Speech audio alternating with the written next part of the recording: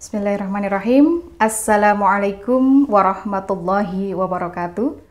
Selamat siang, bapak-bapak, ibu-ibu, sahabat semua. Selamat datang di podcast dakwah Kementerian Agama Kabupaten Trenggalek, PDKT, Ruang Inspirasi, Edukasi, dan Motivasi dalam Menebar Cahaya Islam yang rahmatan lil alamin.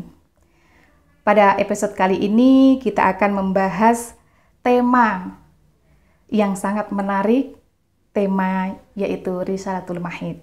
Dan saya tidak sendiri, saya Hani Husnawati, penyuluh agama Islam KUA Kecamatan Karangan, bersama dengan Ibu Ati Lum'atul Hauro SHI. Beliau adalah penyuluh agama Islam fungsional dari KUA Kecamatan Gandusari. Assalamualaikum Bu Ati. Waalaikumsalam warahmatullahi wabarakatuh. Pripun kabarnya? Alhamdulillahirrabbilalamin. Selalu sehat insyaallah, tetap bersemangat.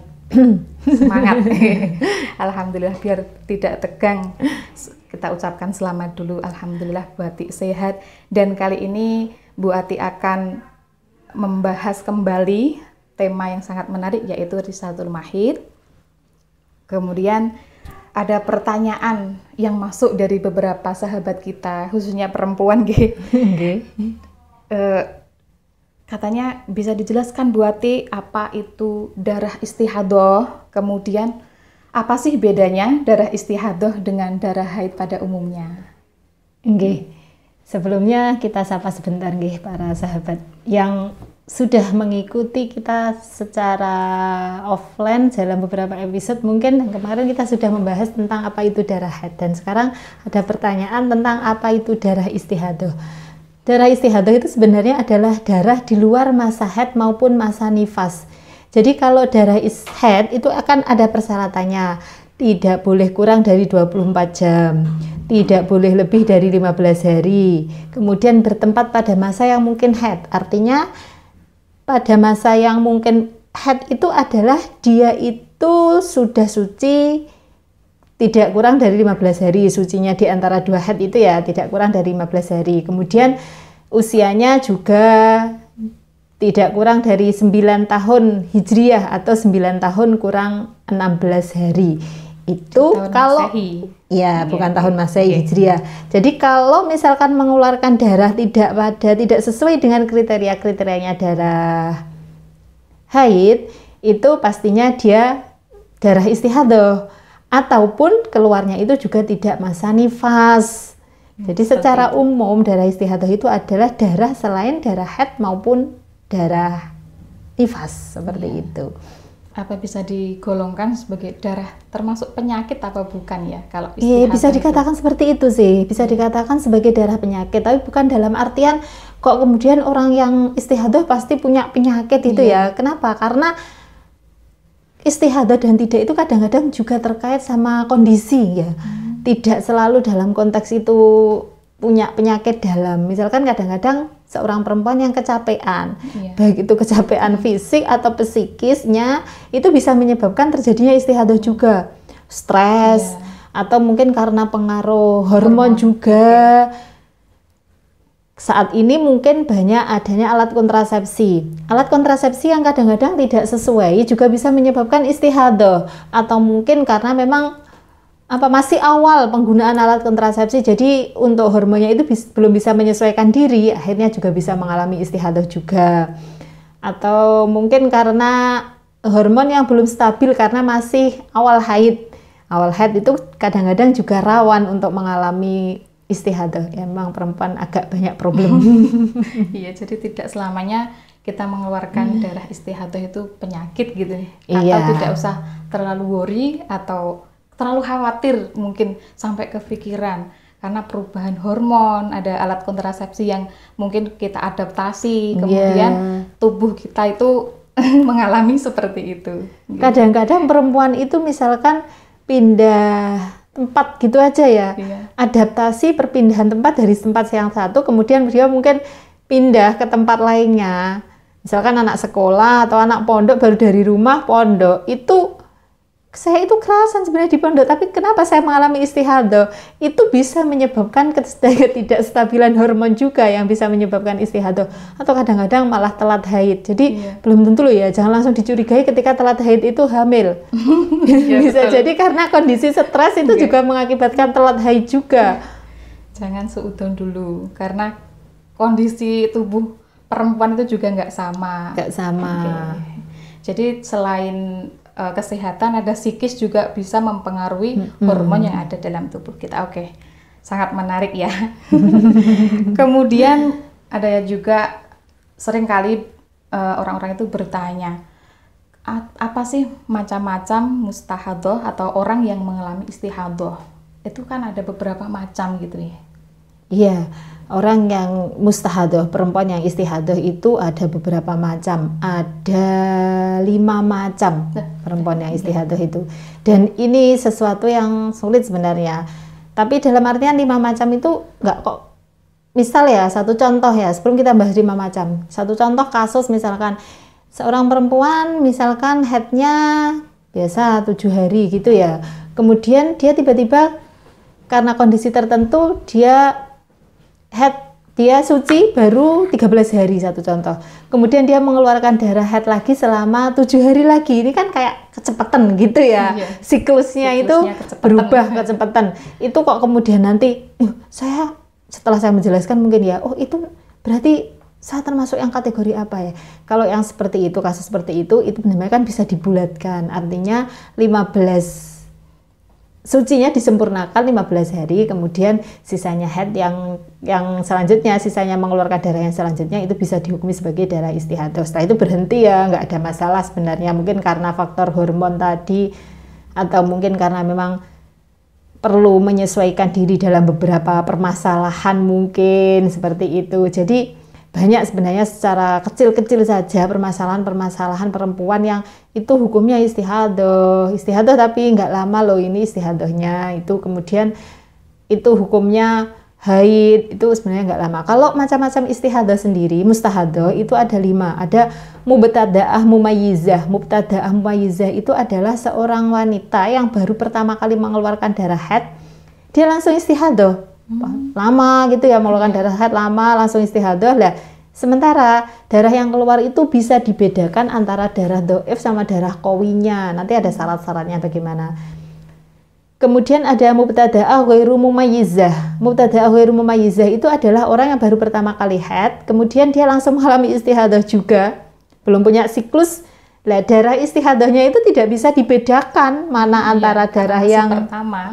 Mana antara darah yang dhaif, mana antara darah yang qawi, nggak bisa dibedakan.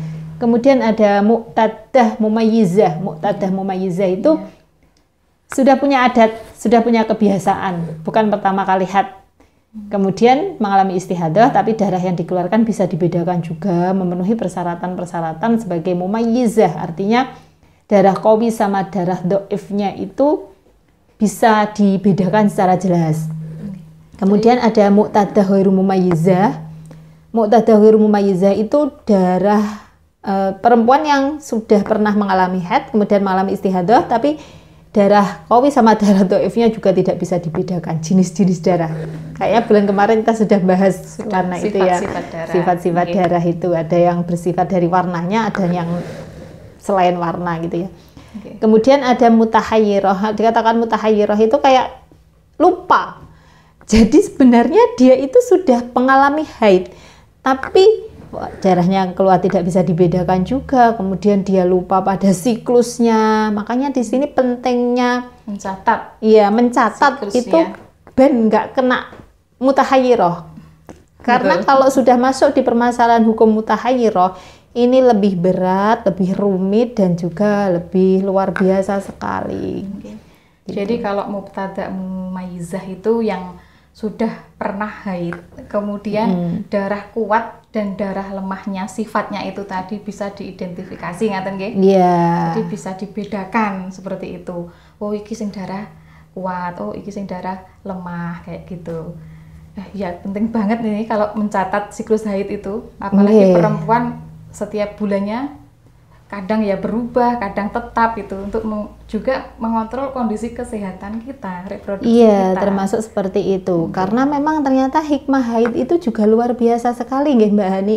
Kalau kita membicarakan hikmah haid itu ternyata luar biasa. Haid itu kan merupakan salah satu faktor yang menunjukkan adanya kematangan biologis, gitu ya. Betul. Jadi haid itu merupakan tanda kematangan secara biologis bahwasanya apa? Sudah siap kondisi hormonnya sebenarnya siap, kemudian alat reproduksinya juga siap, dalam kondisi sehat juga, termasuk itu juga mengatur frekuensi seks juga, membangun disiplin, watak penyayang, rahim kosong dari janin, tidak ada pendarahan, tidak ada penyakit itu tadi ya. Jadi kalau misalkan ya orang siklusnya, wanita siklus haidnya itu teratur, ya bisa dikatakan sehat. Ya. Terus warna haidnya itu juga menunjukkan itu warna haid itu.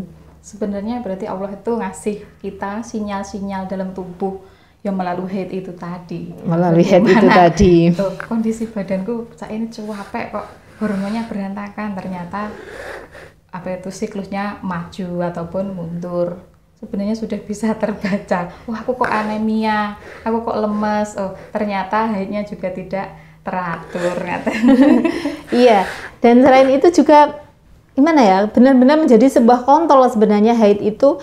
Artinya ketika seseorang itu mengalami menstruasi, itu juga sebagai alarm tadi. Orang mau menstruasi itu juga ada alarmnya gitu.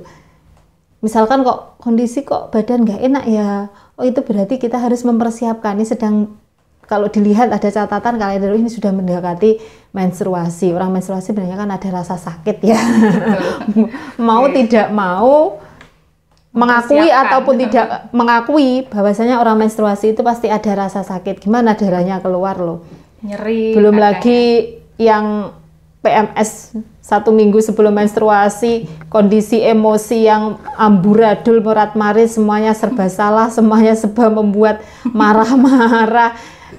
Sebenarnya bisa dikendalikan ketika kita mengetahui bahwasanya ini fungsinya pencatatan seperti itu. Jadi mungkin ketika emosi kita sedang tidak stabil gitu ya, kok emosi saya gini ya, semuanya kok serba salah, semuanya saya marahi anak saya marahi suami saya, ikut tak marahi teman-teman juga salah. Ini kenapa? Kalau dia kemudian, oh kayaknya saya benar-benar ini mau menstruasi ya. Berarti di sini kan, tidak hanya ibu-ibu yang harus mencatat, bapak-bapak itu juga perlu mencatat. Oh ternyata istri saya marah-marah sejak tadi, tiba wayahe teko datang bulan begitu. Astronote lagi teko. Jadi bisa memaklumi kalau lagi PMS maupun darahnya luar sudah sedia payung sebelum hujan.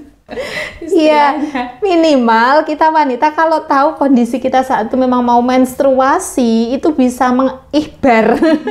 Iya, bisa mengikhbar. Sehingga tidak akan terjadi permasalahan. Kan itu bisa menjadi masalah sesama teman, masalah dalam rumah tangga, ngamuk-ngamuk aja ya. Itu kan bisa jadi masalah. Cuma ketika kita bisa, kayaknya saya emosian terus ini, kayak mungkin mau kedatangan tamu lah, ketika seperti itu tahu kalau wanita itu punya masalah emosi, ternyata dia sedang PMS. Jadi jangan suka salah paham, kadang nyapu ya pun ndak seneng karo aku untuk koncoku, tibae waktu PMS dia itu pas berinteraksi dengan temannya. Dan itu ya lumrah terjadi. Lumrah terjadi. Yang sudah biasa. Terus selanjutnya ya berarti yang menjadi pertanyaan itu bagaimana cara menghukumi mubtada' mumayyizah tersebut. Nggih, mubtadaah mumayyizah dulu ya. Ini nanti masih panjang kali lebar, entah nanti cukup apa enggak ya. Kita pelan-pelan saja. Soalnya agak rumit memang kalau kita membahas tentang permasalahan istihadah. Jadi mubtadaah mumayyizah, saya ulangi lagi, mubtadaah mumayyizah itu adalah wanita yang baru pertama kali mengeluarkan darah, sedangkan darah yang dikeluarkan itu melebihi 15 hari, tetapi ia bisa membedakan antara darah yang kuat dan darah yang lemah baru pertama kali. Sepisan ini. Jadi awal. Ada syaratnya, ketentuannya. untuk bisa memberikan hukum terhadap mubtada'ah mumayyizah ini. Jadi kalau wanita mengalami hal seperti itu, ada aturan yang harus dia pegang, di mana dia harus menentukan masa haid itu adalah masa yang harus dilalui oleh darah kuat, sedangkan darah lemah itu dihukumi sebagai darah istihadah. Ini dia harus mengikuti syarat. Jadi kalau mubtada'ah mumayyizah itu dia bisa memberikan hukum darah yang kuat itu adalah darah haid, darah yang lemah itu adalah darah istihadah. Jadi satu contoh misalkan darah yang kuat itu kan misalkan hitamnya hitam tiramisu ya, bukan hitam yang pekat. Hitam ada gitu. Coklat. Ada kecoklat kemerah-merahan yang tiramisu itu yang sehat sebenarnya itu. Itu hitam misalkan. Oh, dia tahu hitamnya ini, kemudian ada darah yang warnanya merah juga. Nah, ini yang kuat, yang hitam itu berarti yang dihukumi sebagai darah haid. Sedangkan yang lemah, yang merah, satu contoh itu dihukumi sebagai darah istihadah. Tapi ada syaratnya. Nggak langsung dihukumi, oh pokoknya kuat haid, pokoknya lemah istihadah. Nggak ada penghitungan sama sekali, enggak. Tetap ada syarat-syarat dan ada penghitungannya. Nah, ada 4 syarat di sini. Yang pertama adalah darah kuat yang keluar itu tidak kurang dari sehari semalam atau 24 jam. Sama seperti darah haid ya, syarat yang pertama. Jadi darah yang kuat keluarnya itu tidak kurang dari sehari semalam atau tidak kurang dari 24 jam. Darah kuat tidak lebih dari 15 hari. Aksarul haid, darah kuatnya tidak lebih dari 15 hari. Darah yang lemah, darah lemah itu tidak kurang dari 15 hari darah lemahnya. Kemudian darah lemah yang keluar harus bersambung, tidak dipisah oleh darah kuat atau masa nakok bersih atau tidak keluarnya darah. Jadi darah lemahnya itu malah kudu yang istimror. Kalau misalkan kuat, bisa dilihat kuat 3 hari, lemah 5 hari, kuat 2 hari, lemah lagi. Lah ini tidak bisa dihukumi sebagai hukumnya mubtada'ah mumayyizah. Artinya tidak bisa dihukumi kalau wanita tersebut mengalami haid pada saat darah kuat, mengalami istihadah pada saat darah doif, darah yang lemah, seperti itu. Agak muluk sendiri ya. Iya, dan mungkin itu saja Bu Ati. Apa gimana kalau kebanyakan nanti pemirsa yang ada di rumah juga tidak kangen sama kita. Di episode selanjutnya membahas apa lagi ya tentang Risalatul Mahid ini? Kayaknya masih itu. Ini baru kita sampaikan contohnya di episode selanjutnya. Mumayyizah biar masih mubtada'ah mumayyizah yang kita belum mengajukan contoh juga, ini. Diserap oleh apa ya otak bawah sadar kita. Oh, ada istilah-istilah di dalam haid maupun istihadah yang sangat kompleks. Belum lagi PR-nya ibu-ibu atau mbak-mbak yang di rumah menghafalkan sifat-sifat darah untuk menghukumi itu apakah kuat, apakah lemah. Itu juga menjadi PR bersama. Dereng yang menjadi catatan itu tadi, bagaimana siklus haid kita, apakah sehat, apakah kurang norma, seperti itu. Ya itu tapi untuk kebaikan kita bersama, okay? Dan juga terima kasih sahabat PDKT yang sudah menyimak di rumah. Mudah-mudahan apa yang disampaikan Bu Ati pada kesempatan kali ini bisa bermanfaat untuk kita semua. Okay. Amin, amin. Akhirnya saya akhiri. Wallahul muwaffiq ila aqwamit thoriq. Wassalamualaikum warahmatullahi wabarakatuh.